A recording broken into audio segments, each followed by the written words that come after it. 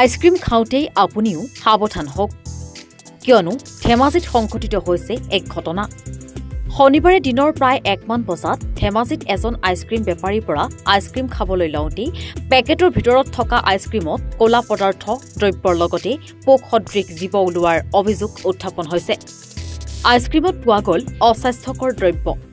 আৰু তাৰ পাছতেই আইসক্ৰীম তৈয়াৰ কৰা কোম্পানীৰ বিৰুদ্ধে ব্যৱস্থা ল'বলৈ দাবী জনাই অসম জাতীয়তাবাদী যুৱ পৰিষদৰ কেন্দ্ৰীয় সভাপতি উজ্জ্বল কুমাৰ চুটিয়াই ধেমাজিৰ পৰা অপৰাজিতা গোহাঁই এনি ভাৰত 24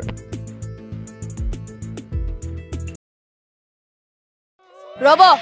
আপুনি যে এটা অপৰাধ কৰিবলৈ গৈ আছে আপুনি জানেনে এই নাবালিকা গৰাকীক এতিয়াই বিয়াত বহুৱাটো যে এটা অপৰাধ আপুনি জানেনে অপৰাধ কেনেকৈ মোৰ ছোৱালী মোৰ কথা তুমি যিয়েই নোকোৱা ভূঞা 18 বছৰৰ তলৰ যিকোনো কন্যা সন্তানৰ বিয়া দিলেই আইনগতভাৱে এক দণ্ডনীয় অপৰাধ বিয়া দিয়াজন যিমান দায়ী বিয়া পতাজনো সমানে দায়ী এতিয়া তাই পঢ়া শুনা কৰাৰ বয়স খেলা ধূলা কৰাৰ বয়স তাই খেলিবলৈ দিয়ক পঢ়িবলৈ দিয়ক আৰু চাব এদিন আপুনি তাইক লৈ গৌৰৱ অনুভৱ কৰিব পাৰিব এতিয়াই তাইক সংসাৰৰ বোজা দি তাইৰ ভৱিষ্যত জীৱনটো অন্ধকাৰ কৰাৰ অধিকাৰ তোমাৰ জানো আছে মোৰ ভুল হৈ গ'ল মাজনী মোক ক্ষমা কৰিবা শিক্ষা ল'ৰা ছোৱালী উভয়ৰে প্ৰাপ্য আৰু অধিকাৰ